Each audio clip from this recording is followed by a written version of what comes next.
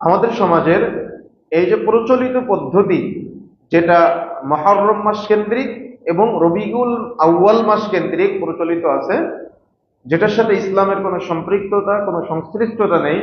আসলে আমরা একটু সংক্ষিপ্ত সময়ে পর্যালোচনা করব ইনশাআল্লাহ, যে কিভাবে সম্পৃক্ততা নেই। অনেকেই বলে থাকেন যে এটা তো অনেক ভালো কাজ, আমরা তো রাসূলকে ভালোবাসছি, আমরা তো রাসূলকে মহব্বত করছি, রাসূলের প্রতি মায়া মহব্বত ভালোবাসা দেখিয়ে একটা সম্প্রদায়ের মানুষ বোঝাচ্ছি যে অমুক ধর্মের তারা তাদের পাদ্রী যারা আছে তারা তাদের পাদ্রীর জন্ম দিবস মৃত্যু দিবস পালন করে, আমরা কেন আমাদের নবীর জন্ম দিবস মৃত্যু দিবস পালন করতে পারবো না? এবার এটা একটা প্রশ্ন থেকে যায় যে আমরা কেন পারবো না, আপনারা কেন নিষেধ করেন, এটাকে কেন আপনারা এত কঠিন ভাষায় বয়কট করেন? আমরা তো বয়কট যেটা বুঝেন আপনারা, বয়কট করেন, কঠিন ভাষায় কেন নিষেধ করেন? আসলে ইসলামী শরীয়তের পরিভাষায় আপনারা সবাই অবগত আছেন যে বিদআত ছোট হোক আর বড় হোক, বিদআত কখনো সুন্দর না। বিদআত বাহ্যিক ভাবে দেখতে সুন্দর, যেমন আজকে জুমার নামাজ কয় রাকাত পড়বো আমরা? জুমার সালাত কয় রাকাত পড়বো? 2 রাকাত। কেন আমি যদি বলি যে 4 রাকাত পড়লে দেখতে ভালো দেখা যায়, আসলেই কি দেখতে ভালো দেখা যায় নাকি? না। আমি যদি 4 রাকাত পড়ি তাহলে আমি বেশি আমল করলাম না? আমলটা কি বেশি হলো না? আমি 4 রাকাত পড়লে আমলটা কি বাহ্যিক দৃষ্টিকোণ থেকে আপনি বলেন, শরীয়তের দৃষ্টিকোণ তো আমাদের সমাজের মানুষ অনেকেই মানে না, বুঝার চেষ্টাও করে না। জুমার নামাজ 2 রাকাত, আমি যদি 4 রাকাত পড়ি তাহলে কি এটা দেখতে ভালো দেখা যায় না যে আমি তো বেশি আমল করলাম? কিন্তু বেশি আমলটা কি কবুলযোগ্য হবে? যতটুকু আল্লাহ রসুল দিয়েছেন, যতটুকু আমাদের জন্য অনুমোদন দিয়েছেন, যতটুকু সাহাবায়ে কেরামের আমল আছে, ততটুকুতে সীমাবদ্ধ থাকাটাই আমাদের জন্য বা উম্মতে মুহাম্মাদের জন্য মুহাম্মদ সাল্লাল্লাহু আলাইহি সাল্লামকে ভালোবাসার স্বরূপ। তার মানে মুহাম্মদ সাল্লাল্লাহু আলাইহি সাল্লামকে আমি যে ভালোবাসলাম তার স্বরূপ হলো তাকে অনুসরণ করা, তাকে ইক্তেদা করা। তিনি যেটা আমল করে নাই, তিনি যেটা নির্দেশ দেয় নাই, সাহাবায়ে কেরাম যেটা আমলের প্রয়োজন মনে করলেন না, আমি যদি অতিরিক্ত নেকির উদ্দেশ্যে করি, তাহলে কি এটা বিদআত নয়? আপনি বুঝেছেন কিনা আমি জানি না, তবে ভালো করে বোঝার চেষ্টা করতে হবে ব্রেন দিয়ে। গালিগালাজ করার আগে, বকাবাজি করার আগে আপনাকে বুঝতে হবে যে আমি যে আমলের জন্য একজন দায়ীকে বকাবকি করলাম বা একজনকে গালিগালাজ করলাম, ওই আমলটাকে আল্লাহ রসুল করেছিলেন? ওই আমলটা কি সাহাবা একরাম করেছিলেন? যদি আল্লাহ রসুল না করে থাকে, সাহাবা একরাম না করে থাকে, মতান্তর আছে প্রায় 600 বছর পরে যে আমলের সৃষ্টি হয়েছে, সেই আমলকে কেন্দ্র করে আপনি একজন মুসলিম ভাইকে গালিগালাজ করলেন, আপনি একজন মুসলিম ভাইকে হত্যার হুমকি দিলেন, এটা কেমন পর্যায়ে বা এটা কেমন দিনদারিতা? এখন আসুন, এই জন্ম দিবস বা মৃত্যু দিবস পালনের ইতিহাসটা কি মুসলিমদের? যদি মুসলিমদের হতো তাহলে কোরআন মাজিদে থাকতো, যদি মুসলিমদের হতো তাহলে হাদিসে থাকতো। আচ্ছা, যদি জন্ম দিবস পালন করতেই হতো তো আদম আলাইহিস সালাম থেকে মুহাম্মদ সাল্লাল্লাহু আলাইহি সাল্লাম পর্যন্ত ধরলাম 25 জন নবীর নাম আমরা জানি, আর তো লক্ষাধিক সাহাবী ওই রাসূলের আমরা কোরআন মাজিদ থেকে এবং হাদিস থেকে তথ্য পেয়েছি। তাহলে যদি প্রতিদিন কারোর জন্মদিবস আর মৃত্যু দিবস পালন করতে হতো, এতগুলো নবী এবং শুধু রাসূলের, আমি সাহাবীদের জীবনের কথা বাদ দিলাম, সাহাবীদের জন্মদিবস মৃত্যু দিবসের কথা বাদই দিলাম, যদি রাসূলের আর নবীদের জীবনী পালন করতে হতো, তাহলে কতজন নবীর আর কতজন রাসূলের কয়দিন, বছরে তো 365 দিনে 365 দিনই হয় কারোর জন্মদিবস না হয় কারোর মৃত্যু দিবস থাকতো, তাই না? এই জন্য ইসলামে যেটা নাই সেটা যদি আমরা নতুন করে আমাদের ইসলামের মধ্যে ঢুকাতে যাই, তখন বিশৃঙ্খলা তৈরি হয়ে যাবে। সুতরাং আদম আলাইহিস সালাম থেকে শুরু করে মহানবী মুহাম্মদ সাল্লাল্লাহু আলাইহি সাল্লাম পর্যন্ত কোন নবীর জন্মদিবস পালন করতেই যদি হতো, তাহলে মুহাম্মদ সাল্লাল্লাহু আলাইহি সাল্লাম সে পথটা আমাদের দেখাতেন, সাহাবায়ে কেরামের সে আমলটা আমরা দেখতে পেতাম। কথা কি বুঝতে পেরেছেন? যেমন একটা আমল আমরা করি মুহররম মাসে, যে আমলটাও শিয়ারা উল্টে দিয়েছে, যে মুহাম্মদ সাল্লাল্লাহু আলাইহি সাল্লাম কি বলেছিলেন যে ইহুদিরা তারা নাজাতে মূসার উদ্দেশ্যে সিয়াম পালন করে কয় তারিখে? 10 মুহররমের দিন। যদি আল্লাহ আমাকে আগামী দিন বাঁচিয়ে রাখে তাহলে আমি আগের দিন অথবা পরের দিনের সাথে মিলিয়ে সিয়ামটা পালন করব, এই জন্য আমরা মুহররমের সিয়ামটা পালন করি, তাই না? আর এটা অনেক বড় ফজিলতের ব্যাপারে। আমরা আমলটা কেন করি? রাসূল সাল্লাল্লাহু আলাইহি সাল্লাম নির্দেশ দিয়েছিলেন সেই জন্য, বা রাসূল সাল্লাল্লাহু আলাইহি ওয়াসাল্লামের আমলের ইচ্ছা পোষণ করেছিলেন সেই জন্য, বা এটার ব্যাপারে সাহাবায়ে কেরামের অনেক আমলের আমরা উৎসাহ পেয়েছি সেই জন্য। কিন্তু আপনি দেখেন তো, অন্য কোন নবীর ক্ষেত্রে মুহাম্মদ সাল্লাল্লাহু আলাইহি ওয়াসাল্লামের স্বয়ং নিজের ক্ষেত্রে তার জন্মদিবস মৃত্যু দিবস, সাহাবায়ে কেরামের কোন সাহাবীর জন্মদিবস মৃত্যু দিবসের ব্যাপারে কোন বর্ণনা কি আপনি পেয়েছেন? স্পষ্ট কোন আলোচনা আপনি পেয়েছেন? সুতরাং যে ব্যাপারে আলোচনা নাই সে ব্যাপারে আমাদের কেন এত আগ্রহ? যে ব্যাপারে রাসূল সাল্লাল্লাহু আলাইহি ওয়াসাল্লাম প্রয়োজন মনে করে নাই, সাহাবায়ে কেরাম প্রয়োজন মনে করে নাই, সে ব্যাপারে আমাদের এত উদ্দীপনা আগ্রহ তৈরি হওয়াটা, এটা রাসূলের চাইতে আমরা বেশি পরহেজগারিতার একটা ভাব হয়ে গেল না? সাহাবায়ে কেরাম যে পরহেজগার ছিলেন, সাহাবায়ে কেরাম রাসূলকে যত ভালোবাসতেন তার চাইতে আমরা একটু বেশি ভালোবাসা দেখায় ফেললাম না? আমার কথা কি বুঝতে পেরেছেন? সুতরাং অতিরিক্ত কোনো কিছু, অতিরঞ্জিত কোনো কিছু কখনোই কাম্য নয়, কখনোই ভালো নয়। সুতরাং এই জন্ম দিবস এবং মৃত্যু দিবস পালন করার ইতিহাসটা মূলত ইহুদি খ্রিস্টানদের থেকে এসেছে। দেখবেন আমাদের সমাজে এখনো আমাদের অনেক নামধারী মুসলিম ভাইরা আছে, এই ইহুদি খ্রিস্টানদের থেকে আমদানি করা এই জন্ম দিবস মৃত্যু দিবস পালন করে। ছেলে মেয়েদের জন্মদিন পালন করে না, বা বাবা মারা গিয়েছে বাবার মৃত্যু বার্ষিকী পালন করে, মৃত্যু বার্ষিকীর দিন খিচুড়ি রান্না করে রাস্তার মানুষকে খাওয়ায়, মসজিদের মুসল্লিদেরকে দেয়। আর মসজিদের মুসল্লি ভাইরা যারা আছেন, একজন মানুষ দরজার ওখানে দাঁড়ায় মিষ্টি দিচ্ছে, জিলাপি দিচ্ছে, আপনি একবারও জিজ্ঞাসা করেন না কেন যে এটা কিসের জিলাপি? আপনি একবারও কেন জিজ্ঞাসা করেন না এটা কেন কিসের মিষ্টি?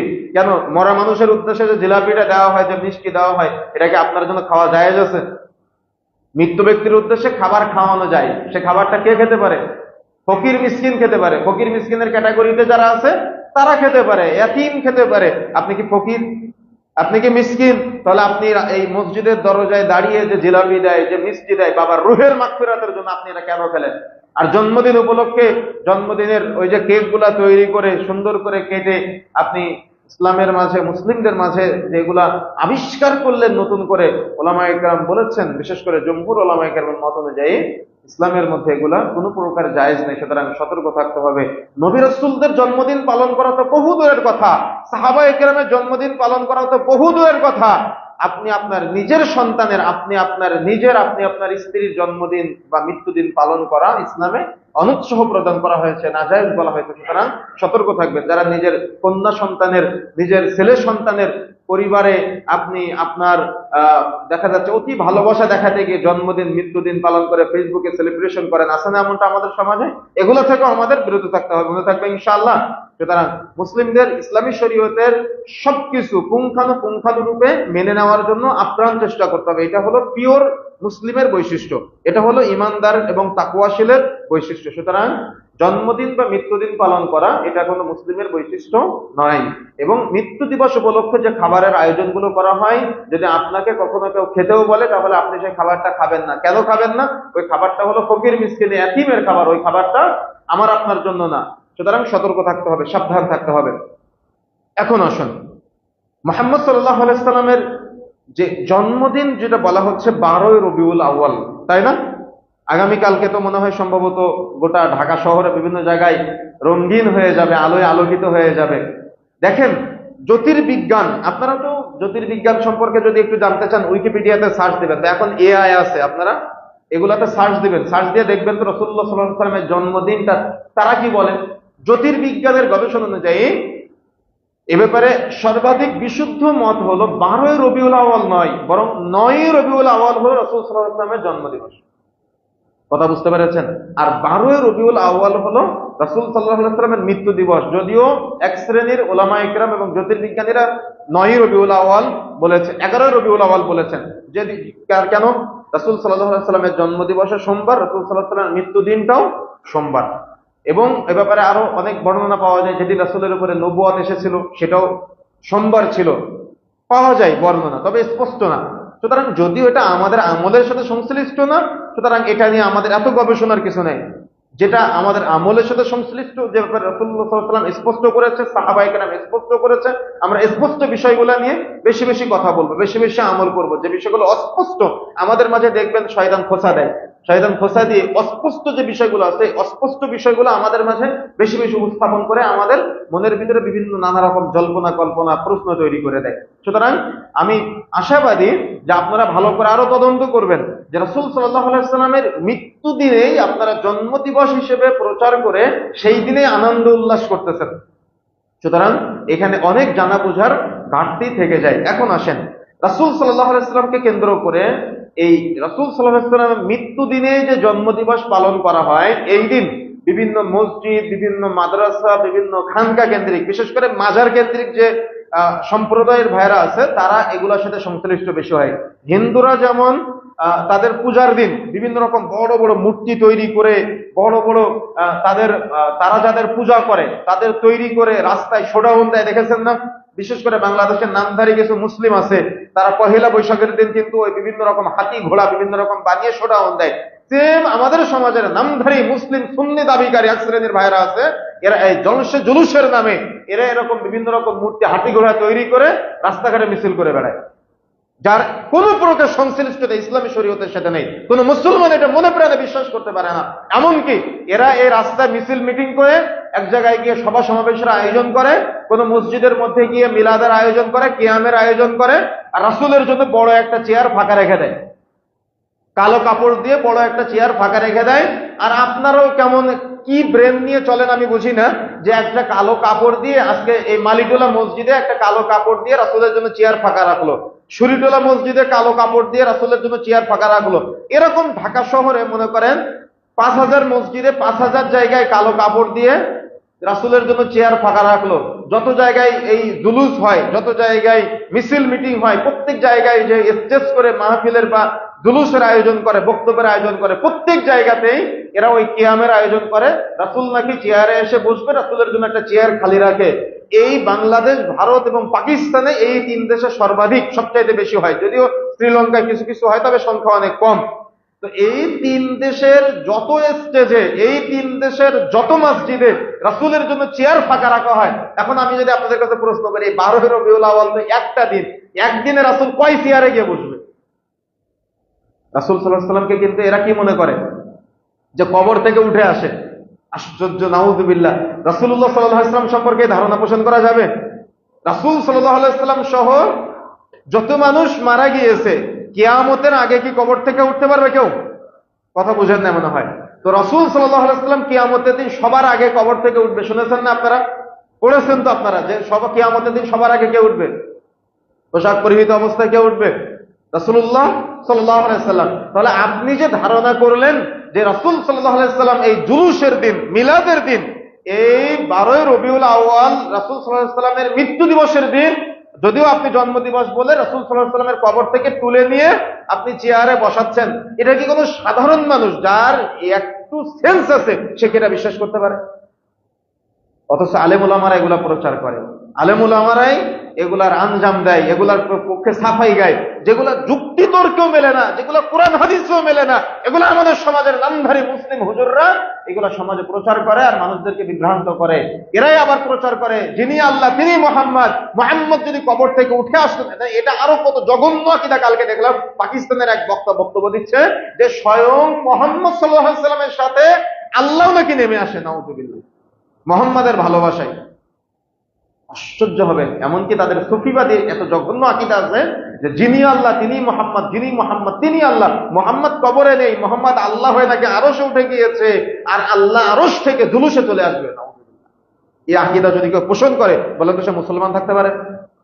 এই আকীদা যদি কেউ পোষণ করে সে কি মুমিন থাকতে পারে? কত সময় মুহাম্মদ সাল্লাল্লাহু আলাইহি ওয়াসাল্লাম সম্পর্কে জঘন্য আকীদা পোষণকারী কোশ্চিনকালেও সে মুসলমান থাকতে পারে না। যদিও তার মাথায় টুপি, যদিও তার মুখে দাড়ি, যদিও সে সালাত আদায়কারী, যদিও সে সিয়াম পালনকারী, তবুও যদি সে এই আকীদা পোষণ করে তাহলে সে কখনো কোশ্চিনকালে মুসলমান হতে পারে না। যিনি আল্লাহ তিনি মুহাম্মদ, যিনি মুহাম্মদ তিনি আল্লাহ, এই আকীদা পোষণ করা মানে কি?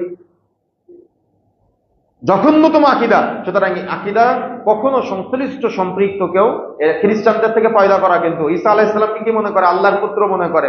অনেকে ঈসা আলাইহিস সালামের মধ্যে, খ্রিস্টানদের মধ্যে দুইটা গ্রুপ আছে, অনেকে আল্লাহর পুত্র মনে করে, অনেকে স্বয়ং নিজে আল্লাহ মনে করে, নাউযুবিল্লাহ।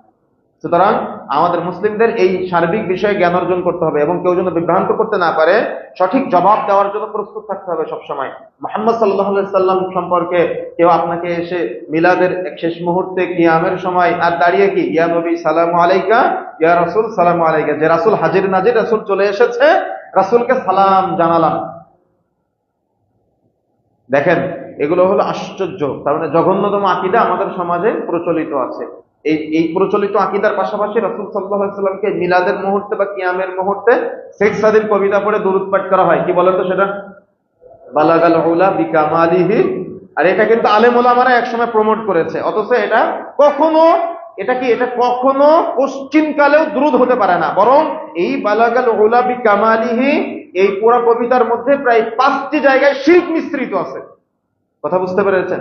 শিরক মিশ্রিত আছে, জঘন্যভাবে শিরক মিশ্রিত আছে। সুতরাং সতর্ক থাকতে হবে, সাবধান থাকতে হবে যে কোন মুসলিম দুরূদ হিসেবে বালাগাল উলা বিকামালিহি এটা দুরূদ হিসেবে পাঠ করতে পারে না। এটা সবসময় মনে রাখবেন, এটা হলো শেখ সাদির লেখা একটা কবিতা, এবং এই দিনকে কেন্দ্র করে দুরুদে তাজ, দুরুদে শাম, দুরুদে হাজেরি, দুরুদে লাকি, এইরকম প্রায় লক্ষাধিক দুরুদ সমাজের মানুষ বানিয়েছে, যে দুরুদ গুলা সমাজের মানুষ পাঠ করে আর ওই জিকির করে। দেখবেন লক্ষ কোটি নেকির কিছু বই পাওয়া যায়, ট্রেনে ট্রেনে পাওয়া যায়, ট্রেনে বা বিভিন্ন বুক লাইব্রেরিতে পাওয়া যায় লক্ষ কোটি ফজিলতের বই। ওর মধ্যে লেখা আছে দুরুদে তাজ 100 বার পাঠ করলে সে জান্নাতে রাসূলের সাথে থাকতে পারবে, অথচ এটা মিথ্যা কথা। লেখা আছে দুরুদে লাকি যদি প্রতিদিন ফজরের নামাজের পরে 50 বার পাঠ করে তাহলে সে মুমিনদের সাথে জান্নাতে থাকতে পারবে, অথচ এটা মিথ্যা কথা। কোরআন হাদিসে কোথাও নেই দুরুদে তাজ, দুরুদে লাকি, দুরুদে শাম, এরকম কোন দুরুদের নামই নেই কোরআন হাদিসে, অথচ তারা বানিয়ে দিয়েছে, চলতেছে সমাজে এগুলা। সুতরাং সতর্ক থাকতে হবে, সাবধান থাকতে হবে। রাসূলকে ভালোবাসা মানে রাসূলের ইক্তেদা করা, রাসূলের অনুসরণ করা, রাসূলুল্লাহ সাল্লাল্লাহু আলাইহি ওয়াসাল্লামের সোনালী যুগটা ফিরিয়ে নিয়ে আসা। আমি আমার পারিবারিক জীবনে রাসূলের আদর্শ বাস্তবায়ন করব, আমি আমার ব্যক্তি জীবনে রাসূলের আদর্শ বাস্তবায়ন করব, আমি আমার সামাজিক জীবনে রাসূলের আদর্শ বাস্তবায়ন করব, আমি আমার অর্থনীতিতে রাসূলের আদর্শ বাস্তবায়ন করব, আমি আমার বাহ্যিক চরিত্রের মাঝে রাসূলের আদর্শ বাস্তবায়ন করব, আমি আমার স্ত্রী সন্তানদের মাঝে রাসূলের আদর্শ বাস্তবায়ন করব। আশ্চর্য হই কখন জানেন, একটা ছেলে গতকালকে আমরা অনলাইনে একটু বলাবলি করেছিলাম যে এই মিলাদুন নবী পালন করা পৃথিবীর শ্রেষ্ঠ বিদআত, মিলাদুন নবী পালন করা শ্রেষ্ঠ বিদআত। তো একটা ছেলে দেখলাম ওখানে জঘন্য ভাষায় আমাদেরকে গালিগালাজ করতেছে, জঘন্য ভাষায় গালিগালাজ করতেছে। তো আমি একটু তার প্রোফাইলে ঢুকলাম, আমি ঢুকে দেখি সে তার প্রোফাইলের পিছনে আর্জেন্টিনার পতাকা দিয়ে সে ভালোবাসা প্রকাশ করতেছে। ভালো করে বুঝেন আমার কথা, একটা ছেলে সে মিলাদের পক্ষে বা বিপক্ষে কথা বলার কারণে সে গালিগালাজ করলো, তার মানে সে বোঝাচ্ছে সে রাসূলকে ভালোবাসে, কিন্তু তার প্রোফাইলে সে কি বোঝাচ্ছে যে আমি অমুক একটা ইহুদিদের দেশের সাপোর্টার। ভালো করে বুঝেন, আপনার ছেলে এখনো পর্যন্ত, আমি বহু জায়গায় মাহফিলে প্রশ্ন করেছি যে রাসূল সাল্লাল্লাহু আলাইহি সাল্লামের মৃত্যুসাল কত, রাসূল সাল্লাল্লাহু আলাইহি সাল্লামের জন্মসাল কত, সঠিকভাবে আপনার ছেলে বলতে পারে না, অথচ আপনার ছেলে আপনার প্রিয় খেলোয়াড়ের জন্মসাল, মৃত্যুসাল সব বলে দিতে পারে। আপনার ছেলে অমুক নায়কের জন্মসাল, অমুক নায়ক কত সালে মৃত্যুবরণ করেছে সব আপনার ছেলে বলে দিতে পারে, অথচ আপনার ছেলে রাসূলের জীবনী জানে না। এর চাইতে দুঃখজনক আর কিছু হতে পারে না। যখনই আপনার ছেলে রাসূলের জীবনী থেকে দূরে সরে যায়, তখনই আপনার সন্তানের আইডল হয় অমুক খেলোয়াড়, অমুক গায়ক, অমুক গায়িকা, অমুক নায়ক, অমুক নায়িকা। আপনার মেয়েটার আইডল তারা হয় কেন? তারা রাসূলকে চিনতে পারে নাই, তারা রাসূলকে ভালোবাসতে পারে নাই। আপনার পরিবারে ফজরের পরে আর মাগরিবের পরে গান বাজনা দিয়ে শুরু হয় আপনার পরিবারের সূচনা, অথচ আপনার পরিবারের সূচনা দরকার ছিল সিরাতুর রাসূলের, অর্থাৎ রাসূলের সিরাত সম্পর্কে জানা বুঝা নিয়ে। কোনদিন আমি আশ্চর্য হই, আপনার বাড়িতে লক্ষ লক্ষ টাকার বই থাকতে পারে, দুনিয়ার বিভিন্ন বই থাকতে পারে, কিন্তু আপনার বাড়িতে একটা সিরাতুর রাসূল নেই, অর্থাৎ রাসূলের জীবনী নেই। আপনার বাড়িতে লক্ষ লক্ষ টাকার দুনিয়াবি বই আছে, কিন্তু আপনার বাড়িতে কোরআন মাজিদের একটা তাফসীর নেই। আপনার পরিবারের সদস্যরা কিভাবে রাসূলকে চিনবে? চিনবে কিভাবে? সে তো ওই অমুক দেশের খেলোয়াড়, অমুক দেশের পতাকা তার প্রোফাইলে রাখবে কেন? ও তো তার নবীকে চিনে না, ও তার নবীকে শুধু 12 রবিউল আউয়ালে সীমাবদ্ধ করেছে, এটাই ভালোবাসার স্বরূপ মনে করেছে। ও রাসূলকে ভালোবেসে দাড়িটা পর্যন্ত রাখতে পারে নাই। কেন পারে নাই? ও রাসূলের সিরাত সম্পর্কে জানে না, সেজন্য। বুঝেন না মনে হয়? তার পারিবারিক জীবনে রাসূলের আদর্শ নেই, তার সামাজিক জীবনে রাসূলের আদর্শ নেই, তার ব্যক্তি জীবনে রাসূলের আদর্শ নেই, তার অর্থনীতিতে রাসূলের আদর্শ নেই, কোনো কিছুর মাঝে রাসূলের আদর্শ পাওয়া যায় না, অথচ সে আউলাদে রাসূল। দেখেছেন না, পাকিস্তান থেকে না ইন্ডিয়া থেকে কোথা থেকে জানি আউলাদে রাসূল আছে, মুখে দাড়ি নাই, ওকে আবার ফুলের মালা পরায়। আমাদের সমাজে সুন্নি ভাইয়েরা রাখে না, পিকআপের উপরে পীরের মতো করে বসায় রাখে আর ফুল ছুড়ে দেয়। আরে যার রাসূলের সুন্নাত দাড়ি নাই, এরা কেমন করে আলেম ওলামারা পর্যন্ত এদেরকে আউলাদে রাসূল দাবি করে, রাসূলের আউলাদ দাবি করে, এদেরকে ফুল ছিটায়, এদেরকে পূজা করে, পীরের নামে জুলুস করে, পীরের নামে এরা আবার এই মিলাদ কিয়াম মিছিলের আয়োজন করে। এদের না আছে কোরআন হাদিসের জ্ঞান, না আছে শরীয়তের জ্ঞান, কোনো কিছু সম্পর্কে না আছে দুনিয়াবি কোনো সেন্স, এমনিতেই চলতেছে। এই জন্য তো সমাজের রন্ধ্রে রন্ধ্রে রাসূলের আদর্শ বলণ্ঠিত সোনালী যুগ বাস্তবায়নের জন্য কেউ প্রচেষ্টা চালায় না। সব জায়গাতে সমস্যা। ব্যক্তিগত জীবনে যখন আমি রাসূলের আদর্শ নিয়ে আপনার মাঝে বক্তব্য দেই, তখন ইমামতির চাকরি থাকে না। কেন? হুজুর শুধু সুদের বিরুদ্ধে বলে, হুজুর শুধু ঘুষের বিরুদ্ধে বলে। যদি ইমাম সাহেব বলে যে দাড়ি লম্বা করার জন্য ইমাম সাহেবের চাকরি নাই, কেন? ইমাম সাহেব ওই দেখা যাচ্ছে সারাদিন জুমার মধ্যে শুধু দেখা যাচ্ছে দাড়ির পক্ষে, দাড়ি যারা রাখে তাদের বিরুদ্ধে বক্তব্য দেয়, এই ইমাম সাহেব রাখা যাবে না। কি আছে না এমনটা? ওমরও আছে, এই জন্য ইমাম সাহেবরাও ছেড়ে দিয়েছে আজকে। কিন্তু এই দায়িত্ব অনেক কঠিন জায়গা। এখান থেকে সিরাতের সম্পর্কে আপনাকে কঠিন ভাবে ভূমিকা পালন করতে হবে রাসূলের আদর্শ বাস্তবায়নের জন্য, রাসূলের সেই সোনালী যুগ ফিরে নিয়ে আসার জন্য আমাকে আপনাকে আপ্রাণ চেষ্টা করতে হবে। সুতরাং রাসূলকে আপনি ভালোবাসেন, ভালোবাসা বাহ্যিক ভাবে আপনি দেখান। আজকের পর থেকে যেন রাসূলের সুন্নাত দাড়ি আর কখনো না কাটেন। রাসূলুল্লাহ সাল্লাল্লাহু আলাইহি ওয়াসাল্লাম বলেছেন দাড়ি লম্বা করতে, মুছগুলাকে ছোট করতে। আর আমরা মহিলা সেজে রাসূলের সুন্নাত দাড়িগুলা কেটে কেটে ছোট করে ফেলি আর মুছগুলাকে বড় বড় করে রাখি। দেখেছেন না? মুছগুলা দাড়ি একবারে নাই, মুছ বিশাল বড় করে রেখে দিয়েছে। একেবারে টোটালি রাসূলুল্লাহ সাল্লাল্লাহু আলাইহি ওয়াসাল্লামের আদর্শের বিরোধিতা, সুন্নতের বিরোধিতা। আপনার যদি এই মুহূর্তে মৃত্যু হয়, আপনি কবরে গিয়ে কিভাবে বলবেন যে আমার নবী মুহাম্মদ সাল্লাল্লাহু আলাইহি ওয়াসাল্লাম, মুহাম্মদ সাল্লাল্লাহু আলাইহি ওয়াসাল্লামকে যে ভালোবাসেন, এটা তো বাস্তব বাহ্যিক ভাবে তো আপনাকে দেখাতে হবে। পৃথিবীতে দুনিয়াতে পিতা মাতা সন্তান সন্তানাদি যা কিছু আছে সবকিছুর চাইতে রাসূলকে বেশি ভালোবাসতে হবে। আবার বলি, পৃথিবীতে দুনিয়াতে পিতা মাতা সন্তান সন্তানাদি যা কিছু আছে সবকিছুর চাইতে রাসূলকে বেশি ভালোবাসতে হবে। আপনি কি ভালোবাসা দেখাতে পেরেছে? বাহ্যিক ভাবে দেখাতে পেরেছে? ভিতরের ভালোবাসা তো বাদিয়ে দিলাম, বাহ্যিক ভাবে কি দেখাতে পেরেছে? আমার সন্তানকে কি রাসূলের আদর্শ শিক্ষা দিতে পেরেছি? পারি নাই। আমার সন্তান রাসূলের সিরাত সম্পর্কে জানে না, আমার সন্তান রাসূলের কোন যুদ্ধ জিহাদ সম্পর্কে জানে না, আমার সন্তান রাসূলের কোন মুজিজা সম্পর্কে জানে না, আমার সন্তান রাসূলের মিরাজ সম্পর্কে জানে না, আমার সন্তান রাসূলকেই চিনে না। তাহলে কেমন হয়ে গেল না বিষয়টা কেমন হয়ে গেল না?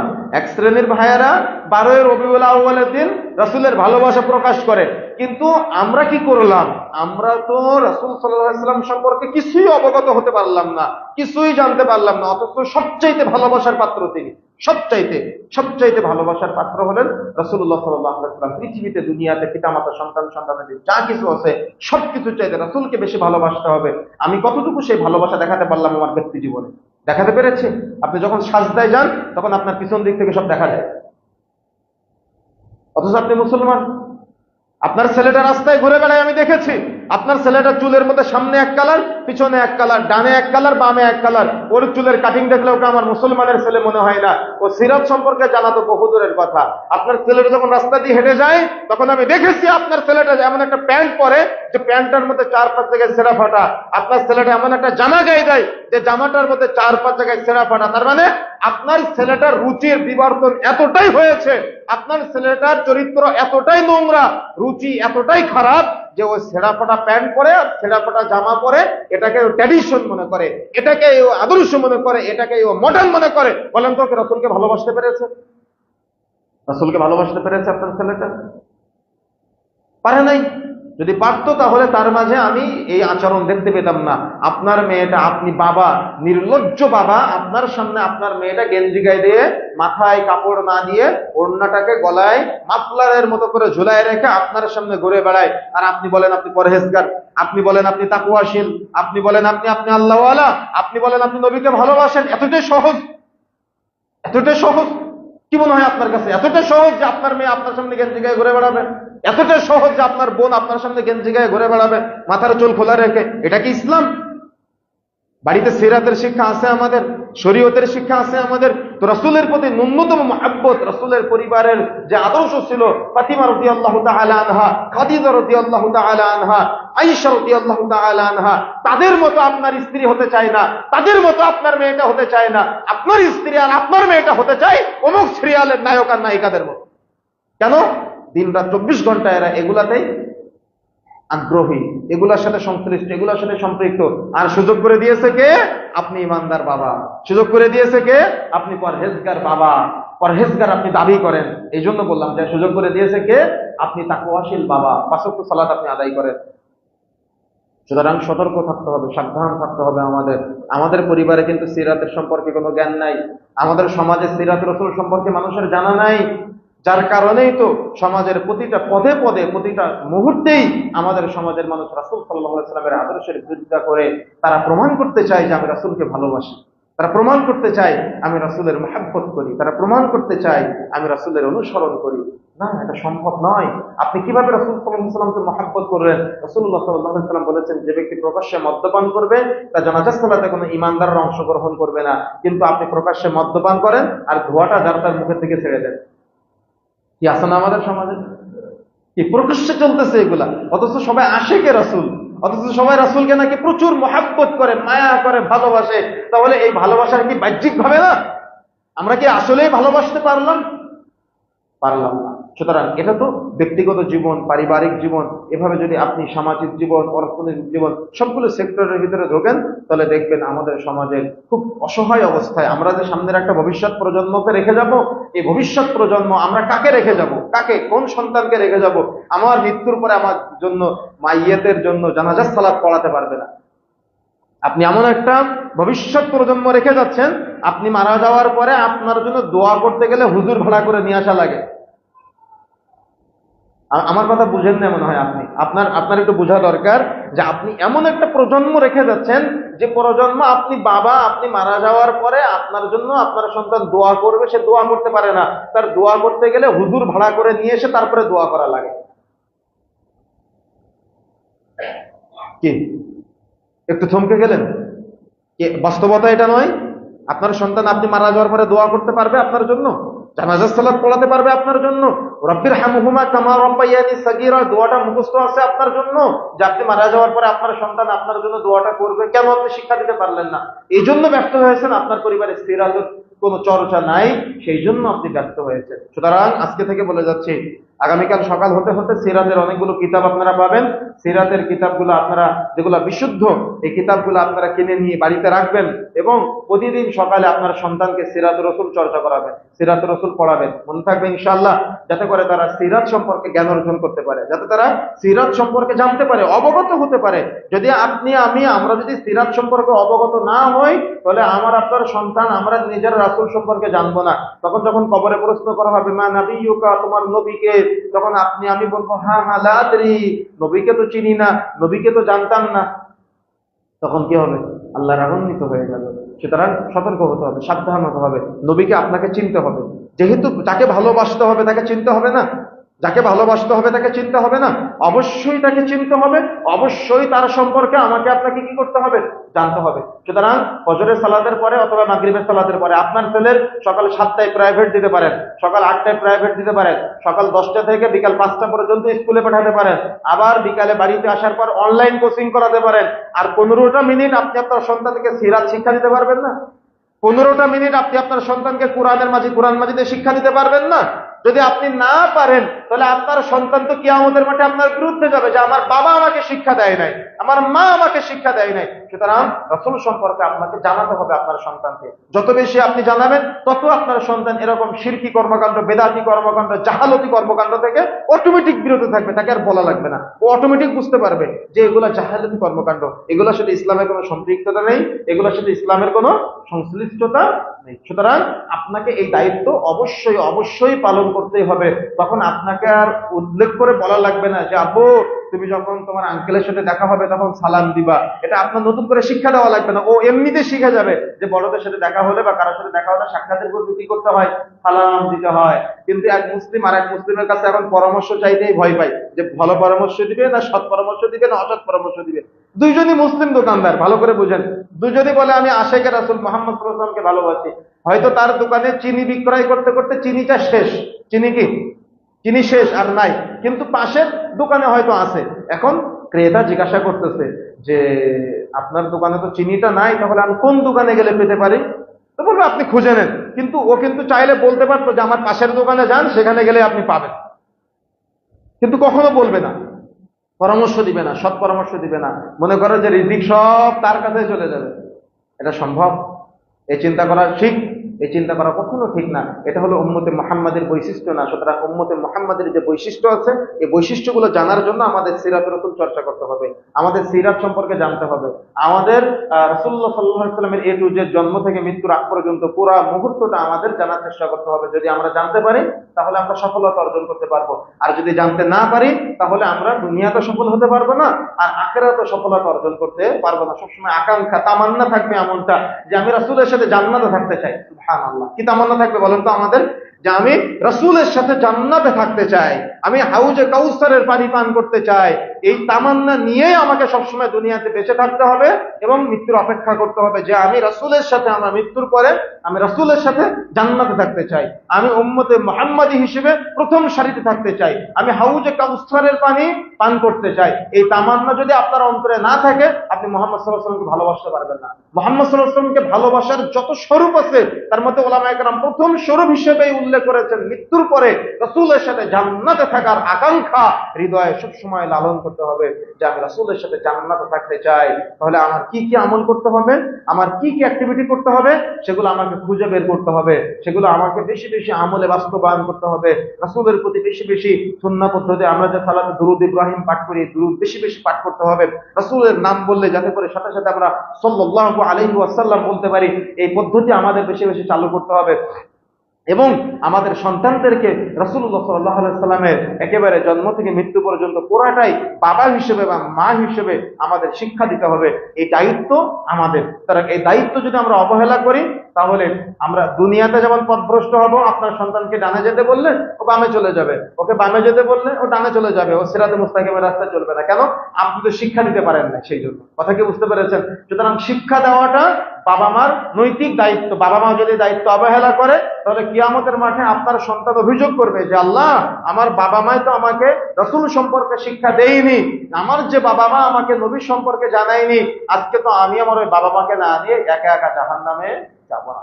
অভিযোগ করবে কিয়ামতের মাঠে। সুতরাং সেই দিন যদি আপনি অভিযুক্ত হতে না চান, তাহলে আজকেই আপনার সন্তানকে নিয়ে আপনার টার্গেট করতে হবে যে আপনার সন্তান তার নবীকে ভালোবাসলো কি না, আপনার সন্তান তার নবীকে চিনলো কি না। সন্তান জন্ম দেওয়া যেমন সহজ মনে করেছেন, এতটা সহজ নয় সন্তানকে আদর্শিত করা। যেদিন বাচ্চা দুনিয়াতে আসে, আসার সময় বাচ্চা কান্না করে, দেখেছেন না? কেন কান্না করে জানেন? বাচ্চার শরীরে একটা জিন প্রবেশ করে। সেই মুসলিমের মধ্যে এসেছে 2 নম্বর কন্টেন্ট 126 নম্বর পৃষ্ঠার মধ্যে, যে যখন বাচ্চা দুনিয়াতে আসে, বাচ্চা এই জন্য কান্না করে, বাচ্চার শরীরে একটা জিন প্রবেশ করে যার নাম হলো কারিন। ওই কারিন জিনটা বাচ্চাকে ওই দিন থেকে ওয়াসওয়াসা দিয়ে পথভ্রষ্ট করার চেষ্টা করে, বাচ্চাকে জাহান্নামী বানানোর চেষ্টা করে। আর ওই দিন থেকে বাবা মার দায়িত্ব হয়ে যায় ওই কারিন জিন থেকে সন্তানকে মুক্ত করা, তার মানে শয়তান থেকে সন্তানকে মুক্ত করা। যদি বাবা মা এই দায়িত্ব অবহেলা করে, তাহলে সন্তান শয়তানের সংস্পর্শে চলে যায়। আর যদি বাবা মা দায়িত্ব পালন করতে পারে, তাহলে বাচ্চারা ওই শয়তান থেকে বের হয়ে এসে রাসূলের অনুসারী হতে পারে, রাসূলের প্রকৃত উম্মত হতে পারে। সুতরাং আমাদের এক একজন মুহাম্মদ সাল্লাল্লাহু আলাইহি ওয়াসাল্লামের প্রকৃত সৈনিক হতে হবে। যেমন মুআজ মুআব্বিজের ঘটনা শুনেছেন না আপনারা? তারা ছোট্ট বাচ্চা ছেলে এত ভালোবাসে মুহাম্মদ সাল্লাল্লাহু আলাইহি ওয়াসাল্লামকে, তারা শুনেছে যে আবু জাহাল মুহাম্মদ সাল্লাল্লাহু আলাইহি ওয়াসাল্লামকে নাকি কটু কথা বলেছে, মুহাম্মদ সাল্লাল্লাহু আলাইহি ওয়াসাল্লামকে গালিগালাজ করে। তো মুআজ আর মুআব্বিজ, হাদিসের রাবী হলো আব্দুর রহমান ইবনে আউফ, তিনি নিজেই বর্ণনা করতেছেন যে বদরের যুদ্ধের দিন আমার এক পাশে মুআজ আর এক পাশে মুআব্বিজ, ছোট্ট বাচ্চা ছেলে, 11-12 বছরের বয়স হবে, দুই বাচ্চা ছেলে দুই দিক থেকে আমাকে বলতেছে যে চাচাজি আব্দুর রহমান, আপনি কি আমাকে আবু জাহালকে দেখাই দিতে পারবেন? আব্দুর রহমান ইবনে আউফ ভাবতেছে যে ছোট বাচ্চা ছেলে দেখাই দিলেই বা কি হবে, তো জিজ্ঞাসা করতেছে যে কেন ভাতিজা, তোমরা আবু জাহালকে দেখে কি করবা? তো বলতেছে যে আমি শুনেছি, ডান দিক থেকে মুআজ বলতেছে, আমি শুনেছি যে আবু জাহাল নাকি আমাদের নবীকে গালি দিয়েছে। তো বাম দিক থেকে মুআব্বিজ বলতেছে, চাচা আব্দুর রহমান, আপনি আগে আমাকে দেখাই দেন, আমিও শুনেছি আবু জাহাল নাকি আমাদের নবীকে গালিগালাজ করেছে, কষ্ট দিয়েছে। তো আব্দুর রহমান আও ভাবতেছে ছোট্ট বাচ্চা ছেলে দেখাই দিলে এবার কি করতে পারে, ওই যে ঘোড়ায় ঘুরে বেড়াচ্ছে ওটা হলো আবু জাহাল।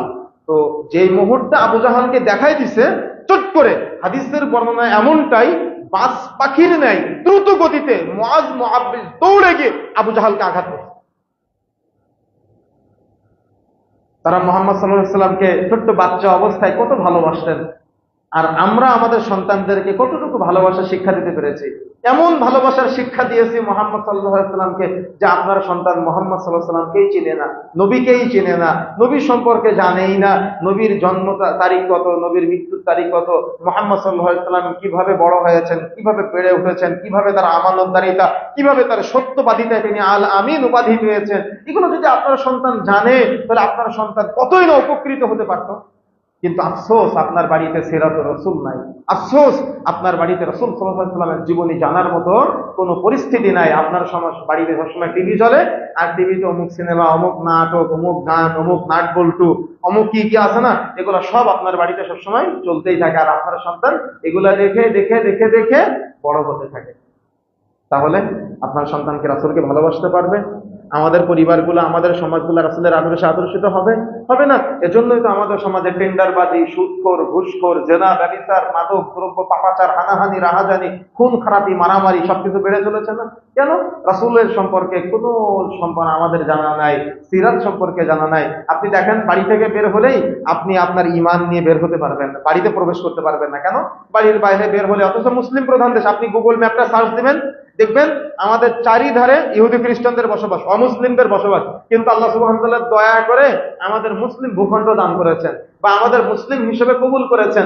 ওই মুসলিম হওয়া সত্ত্বেও মুসলিম ঘরের পিতারা তাদের সন্তানদের রাসূলের আদর্শ সম্পর্কে জানাতে পারে না, বিধায় তাদের সন্তানদের চুল দেখলে মুসলমানের ছেলে মনে হয় না, দাড়ির কাটিং দেখলে মুসলমানের ছেলে মনে হয় না, পোশাক পরিচ্ছদ দেখলে মুসলমানের ছেলে মনে হয় না। মুসলমানের ছেলেরা বারে বারে গিয়ে ঘুরে বেড়ায়, মাদকদ্রব্য খেয়ে ঘুরে বেড়ায়। মুসলমানের ছেলেরা চুরি চামারি, এই টেন্ডারবাজি, বিভিন্ন রকম সুদ ঘুষ লেনদেনের সাথে জড়িত। এরাই মানুষকে সুযোগ দেয়, এরাই মানুষকে অফার করে। তাহলে এই সমাজ কোন দিকে যাচ্ছে? কোন দিকে যাচ্ছে? আপনি কোন পয়েন্টে হাত দিবেন? প্রত্যেকটা মুসলমানের সিরাতের জ্ঞান না থাকার কারণে প্রত্যেকটা পয়েন্টেই আজকে ভাওতাবাজি, প্রত্যেকটা পয়েন্টেই সমস্যা, প্রত্যেকটা পয়েন্টেই আমাদের জাহেলিয়াত, জুলুম, অন্যায়, অত্যাচার চলতে আছে। সুতরাং সতর্ক থাকতে হবে, সাবধান থাকতে হবে। একদিকে যেমন অমুসলিমদের পাশাপাশি আমাদের সমাজের এক শ্রেণীর মুসলিম ভাইয়েরা, তারা মুহাম্মদ সাল্লাল্লাহু আলাইহি ওয়াসাল্লামের ভালোবাসা শুধু 12ই রবিউল আউয়াল, রাসূলের মৃত্যুদিনেই জন্মদিবস হিসেবে পালন করে তারা ইসলাম বানিয়ে নিয়েছে। তারা জলস জুলুস, রাসূলকে হাজির নাজির মেনে একটা দিনকে তারা বিশালভাবে উদযাপন করে। অপরদিকে আমরাও একেবারে ছেড়ে দিয়েছি, রাসূলের জীবনী সম্পর্কে জানার প্রয়োজন মনে করি না। এটা আমাদের জন্য ভুল। কথা বুঝতে পেরেছেন? এটা আমাদের কি? এটা আমাদের ভুল সিদ্ধান্ত।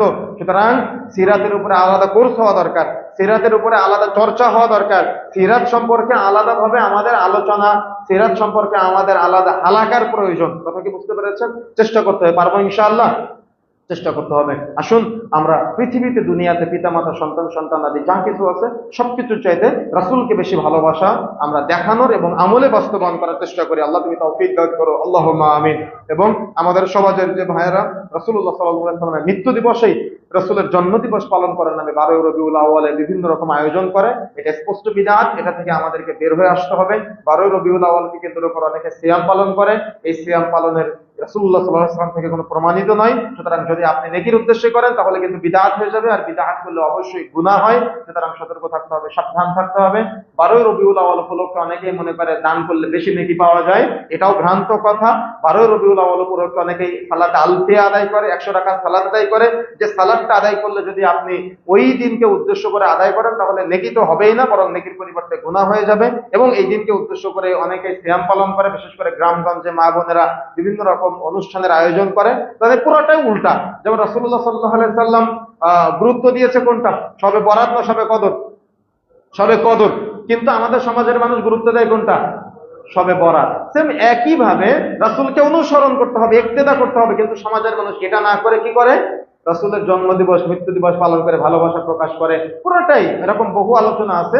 পুরোটা রাসূলুল্লাহ সাল্লাল্লাহু আলাইহি ওয়াসাল্লাম ছেলেদের দাড়ি লম্বা করতে বলেছে, মুখ ছোট করতে বলেছে, কিন্তু ছেলেরা মুখগুলাকে বড় করে, দাড়িগুলাকে ছোট করে। আল্লাহ রাসূল বলেছে ছেলেদের কাপড় টাকানোর উপরে, মেয়েদের কাপড় টাকানোর নিচে। সমাজের মানুষ উল্টে ছেলেদের কাপড় টাকানোর নিচে, মেয়েদের কাপড় টাকানোর উপরে। এমন বহু আমাদের মাঝে আমল আছে যেগুলো পুরোটাই উল্টা। রাসূল সাল্লাল্লাহু আলাইহি ওয়াসাল্লাম করে নাই, সাহাবায়ে কেরাম করে নাই, আমরা নেকির উদ্দেশ্যে ইবাদত মনে করে করতেছি। এগুলো থেকে আমাদের বের হয়ে আসতে হবে।